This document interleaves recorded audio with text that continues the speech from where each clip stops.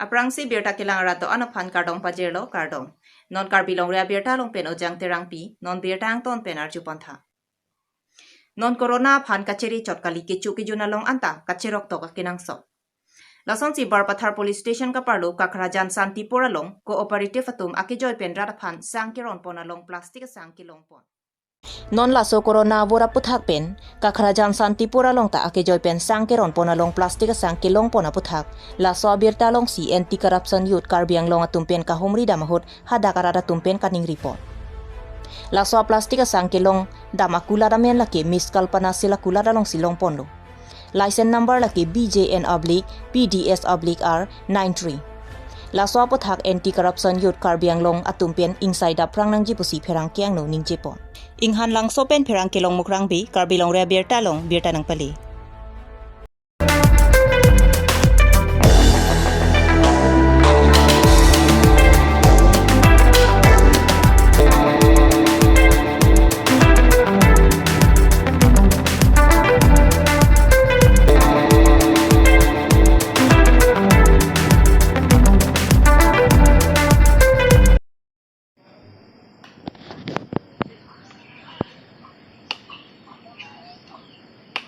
ফুটবলে সুন্দর প্লাষ্টিক চাউল বুলি কৈছে যে এই চাউলটো খাই পেলাই আপোনাৰ কি হৈছিলে? খাই মানে এটা প্লাষ্টিক চাউল এইটো খাই পেলাই মানে ৰাতিটো অলপ পেট গুড় কৰিছিলে কৰাৰ পিছে আমি 2-3 বাৰ ৰাতি ঝাৰা যাইছে মোৰ ল'ৰাটো ঝাৰা যাইছে মোৰ বোৱাৰীও ঝাৰা যাইছে আৰু ছোট কেঁচুৱা এইটো পেট আপুনি চিকিৎসালয়লৈ গৈছিলে নেকি? যোৱা নাই চিকিৎসালয়লৈ যোৱা নাই মানে ঘৰতে থাকিলে?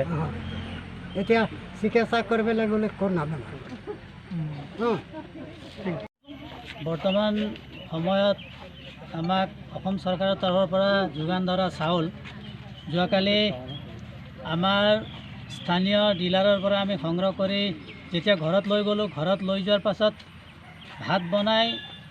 ভাতৰ লাড়ু বনাই পেলাই যেতিয়া আমি পকাত মাৰিছোঁ তেতিয়া ফুটবলৰ নিচিনা পিংপং বলৰ নিচিনা জাম্প কৰিছে আৰু আমি সেই বস্তুটো সত্য হয়নে নহয় প্ৰমাণ চাবৰ বাবে ঘৰুৱাভাৱে উৎপাদন কৰা চাউলৰ ভাতৰ লাড়ু বনাই পেলাই পকাত মাৰি চাইছোঁ, কিন্তু সেই ভাতৰ লজা জপিওৱা নাই। আপোনালোকে চাউলসমূহ ক'ৰ পৰা আনিছিলে? আমি আমাৰ কোঅপাৰেটিভ হৈছে আমাৰ চিলনীজান লেম্পছৰ পৰা আনিছোঁ। আমাৰ স্থানীয় আমাৰ ইয়াত আছে আমাৰ ডিলাৰ হিচাপে আমাৰ কল্পনাশীল বাইদেৱে আনে। আমি সুলভ মূল্যৰ দোকানৰ পৰা? হয়, সুলভ মূল্যৰ দোকানৰ পৰা আমি আনো। তো আমি গম পাইছোঁ যে আমাৰ ইয়াত বহুকেইজন সেই চাউলৰ ভাত খাই পেলাই বমিটিং তেনেকুৱা এটা ভাৱ হৈছে আৰু কিছুমানৰ মানে ডিচেণ্ট্ৰি হৈছে বুলি আমি গম পাইছোঁ। তো আপোনালোকে এই ক্ষেত্ৰত আপোনালোকে ছাপ্লাই ইনস্পেক্টৰক কিবা অৱগত কৰিছে নেকি? তো আমি আমাৰ বিভিন্ন দল সংগঠনৰ লগত যোগাযোগ কৰি আমি এনে টেলিফোনিকভাৱে তেখেতসকলৰ লগত আমি যোগাযোগ কৰিছিলোঁ। তো গতিকে আমি তৎক্ষণাত আমি যাব পৰা নাই। তো এতিয়া বিভাগীয়ভাৱে তেখেতসকলে নিশ্চয় গম পায় আৰু গোটেই অসমতেই এই বস্তুটো প্ৰচাৰ হৈ আছে যে আমি যোৱাকালি নিউজত চাইছিলোঁ বটদ্ৰৱা, ব্ৰহ্মপুৰ, নগাঁও ডিষ্ট্ৰিক্টত চাৰিওপিনে গোটেই প্লাষ্টিকৰ চাউল চামুচত দি পেলাই জ্বলাই চাইছে যে প্লাষ্টিকৰ চাউল জ্বলি উঠিছে। তো যদি এনেকুৱাই এই পৰিস্থিতিত যদি আমি এনেকুৱা আমাৰ সাধাৰণ জনতাই যদি এনেকুৱা চাউল যদি লাভ কৰে আমি নিশ্চয় বিপদৰ সন্মুখীন হ'ম। আপোনালোকে এই অঞ্চলটো কেইঘৰ মানে আনিছিলে এই চাউল? আমাৰ ইয়াত প্ৰায় 300 ঘৰ মানুহ হ'ব। এনে 300 মান হ'ব, কিন্তু গোটেই মানুহখিনিয়ে সংগ্ৰহ কৰা নাই বৰ্তমান, হয়তোবা আৰু চাউল তাত জমা আছে চাগে।